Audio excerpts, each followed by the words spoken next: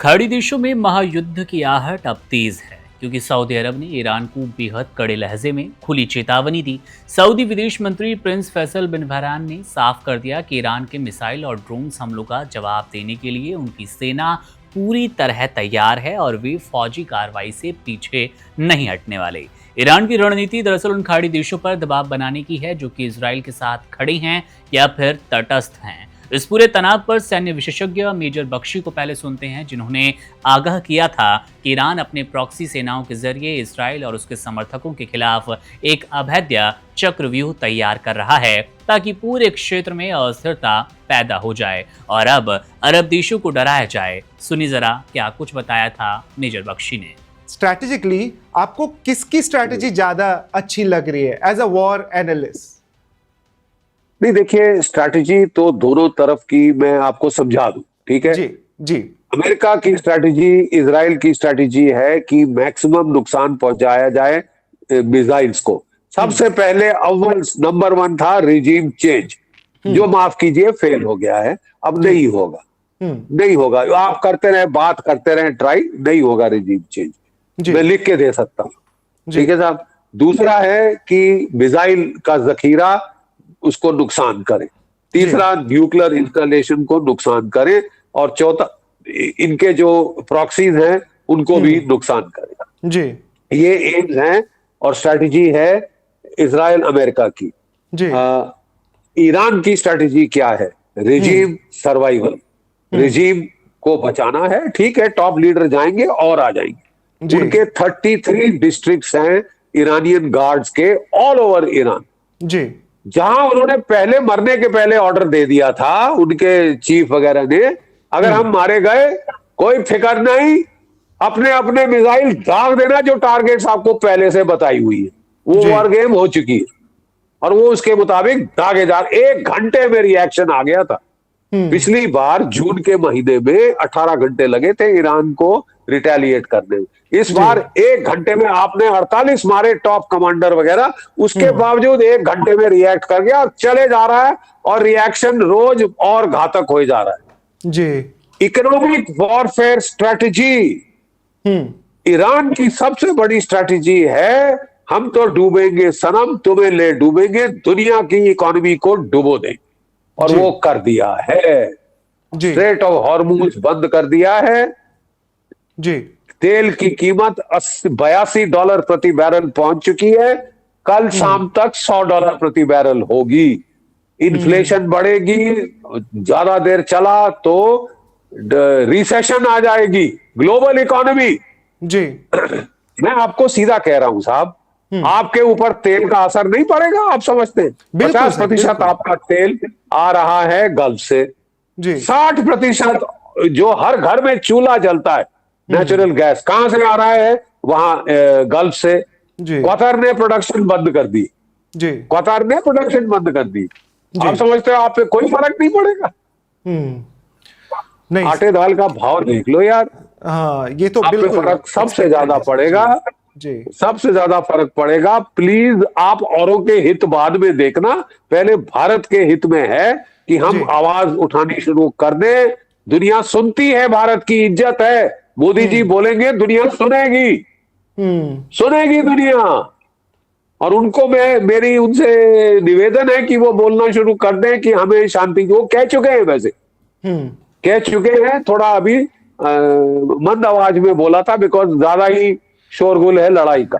लेकिन जैसे जैसे दिन बढ़ता है, 1 मिनट, जैसे जैसे दिन बढ़ते हैं दोनों साइड की जीभ बाहर आ जाएगी, थक जाएंगे, नुकसान बहुत हो जाएगा, पॉलिटिकल, इकोनॉमिक, मिलिट्री।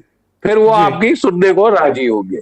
ठीक है, तो अभी से बोलना शुरू कर दीजिए। आज डे 4 है। डे 5, 6, 7, 8, 9, 10, 12 पे तो पिछली बार जीभ बाहर आ गई थी। जी, इस बार शायद जल्दी आ जाए क्योंकि रेट ऑफ फायर बहुत ज्यादा है। रेट ऑफ एट्रिशन बहुत ज्यादा है। सर, कश्मीर के को लेकर के ईरान का हमेशा से बहुत ही अलग स्टांस रहा था और वो एंटी इंडिया था। पीएम मोदी ने अगर खामेनेई के बारे में कुछ नहीं बोला, उनकी मौत के बारे में, तो ये एक तरह से मैसेज था ईरान के लिए कि जो उन्होंने कश्मीर पे बोला, उस वजह से एक तरीके से इनडायरेक्ट मैसेजिंग है क्या? देखिए साहब, ईरान के ऊपर 2 पहलू हैं। एक पहलू की तो ये जो आयतुल्ला साहब थे, ये कश्मीर के बारे में गलत गलत बयान देते रहे हमारे बरखिलाफ, ठीक है। जी लेकिन दूसरी बात ये है कि जो ईरान की सिक्योरिटी एस्टैब्लिशमेंट है, जी उसने अफगानिस्तान में हमारी मदद करी है, पाकिस्तान के बरखिलाफ मदद करी है, और वो तो फायर भी खोल चुके हैं पाकिस्तान पे। जी चाबहार का पोर्ट आपको चाहिए, क्योंकि access to Afghanistan, access to central Asia कहां से आता है? वहां से। तो ये कह देना कि हम तो अब लात मारेंगे, ईरान को अलग कर देंगे, ये मैं समझता हूँ शॉर्ट साइटेड है, गलत है। जी गलत है। आपको सोचना चाहिए लॉन्ग टर्म हित हमारे कहाँ है। हमारी जी ईरान से भी दोस्ती है, हमारी इजराइल से तो अच्छी खासी दोस्ती, जी इसमें कोई शक नहीं। हर जी लड़ाई में उन्होंने हमारा साथ दिया है। सो हम हमेशा टिट फॉर टैट देते हैं, आप अच्छे हो हम भी अच्छे। इजराइल की मोसाद ने एक बड़ा एब्सोल्युटली ब्रांड न्यू टेक्निक इजाद की थी for assassinating enemy senior leadership. मतलब the principle was very simple. Before start of World War II, kill Hitler, kill Stalin, kill Zhukov, kill Eisenhower, etc. और लड़ाई या तो होगी नहीं या फिर वो दूसरे तीसरे दिन खत्म हो जाएगी। तो first day of the war 28 फरवरी इस साल उन्होंने जो आयतुल्ला खमैनी को शहीद कर दिया। They killed, they assassinated at least 48 top commanders.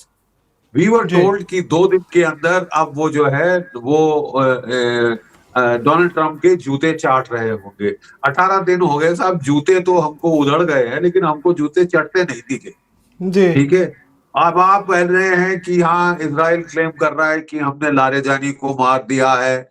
लारेजानी साहब बगैर कोई कवर लिए, बगैर कुछ लिए, धड़ल्ले से बाजारों के बीच घूम रहे थे लोगों के साथ। मतलब he was always showing a defiance and I care a hoot, 2 hoots if I get killed. And उसका बड़ा सिंपल प्रिंसिपल ये था कि Iran has found the answer to leadership assassination. क्या है वो आंसर? वो आंसर है decentralize command and control, delegated command and control. Iranian revolutionary guard के 31 डिस्ट्रिक्ट्स हैं।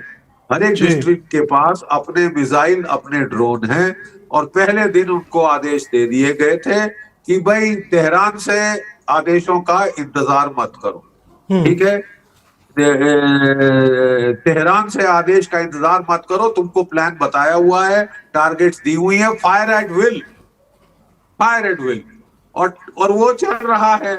आप चाहे लारेजानी को मारो, आप उसके अंकल को मार दो, आप उसकी आंटी को भी मार दो, ये लड़ाई खत्म तो नहीं होती मुझे दिख रही साहब जी। ठीक है ना। ये और आप जो है टॉप लीडरशिप को जितना खत्म करेंगे, आपको ऑफ रैंप के लिए नेगोशिएट करना पड़ेगा, बातचीत करने का ड्रामा करना पड़ेगा। अब आप कोई छोड़ ही नहीं रहे, आप तो लग गए कि मैं सारे मार दूंगा। तो फिर Iranian revolutionary guard core will decide how long this war will last. They are fanatics. They are fanatics. उनके हिसाब से जब तक हमारा मिसाइल जखीरा खत्म नहीं होता, ड्रोन्स खत्म नहीं होते, we will fight. मिसाइल का जखीरा अंदाज था 3000 मिसाइल है, अब लोग कह रहे हैं 5000 से ज्यादा लगता है। वो खुद ही प्रोड्यूस करता है अपनी अंडरग्राउंड फैक्ट्रीज में। उसका जो ड्रोन्स का जखीरा 30 से 80,000 बताया जा रहा था। ठीक है ना साहब। तो वो 1000 के रोज भी फायर करे तो वो काफी लंबा खींच सकता है, कई महीने। क्या दुनिया की इकोनॉमी इसको बर्दाश्त कर सकती है? $130 प्रति बैरल तेल आपके लिए हो गया है, इंडिया के लिए। जी बजाय ताली। रियाद में हुई विदेश मंत्रियों की एक हाई प्रोफाइल बैठक के बाद प्रिंस फैसल ने दो टूक कहा कि ईरान अपने पड़ोसियों पर दबाव डालने के लिए हमलों का सहारा ले रहा है, लेकिन सऊदी अरब इस दबाव के आगे कतई नहीं झुकेगा। सऊदी अरब ने स्पष्ट किया कि अपनी सुरक्षा के लिए वो फौजी कार्रवाई का अधिकार सुरक्षित रखता है। इस बैठक में पाकिस्तान, तुर्की, मिस्र के विदेश मंत्री भी शामिल रहे, जहां क्षेत्र की सुरक्षा और स्थिरता पर गंभीर चर्चा हुई। सबसे चौंकाने वाली बात पाकिस्तान की मौजूदगी है, क्योंकि सऊदी अरब और पाकिस्तान के बीच नाटो की तर्ज पर एक विशेष रक्षा समझौता हो चुका है। इस समझौते का मतलब है कि अगर सऊदी अरब पर कोई हमला हुआ तो पाकिस्तान को अपनी सेना उसकी मदद के लिए भेजनी होगी। पाकिस्तान के डेप्यूटी पीएम इशराक डार का इस बैठक में होना भी ईरान के लिए एक बड़ा संकेत है। पिछले साल हुए इस समझौते के मुताबिक एक देश पर हमला दोनों देशों पर हमला माना जाएगा। ऐसे में अगर सऊदी अरब ईरान के खिलाफ जंग का ऐलान करता है तो पाकिस्तान ने ना चाहते हुए भी इस भीषण लड़ाई में अपनी मौजूदगी देख ली होगी। इस भीषण लड़ाई में कूदने को मजबूर होता नजर आएगा पाकिस्तान। हालांकि पाकिस्तान इस वक्त फूंक फूंक कर कदम रख रहा है। एक तरफ उसका सऊदी के साथ रणनीतिक समझौता तो दूसरी तरफ ईरान के साथ भी लगातार संपर्क है ताकि युद्ध की स्थिति को टाल दिया जाए।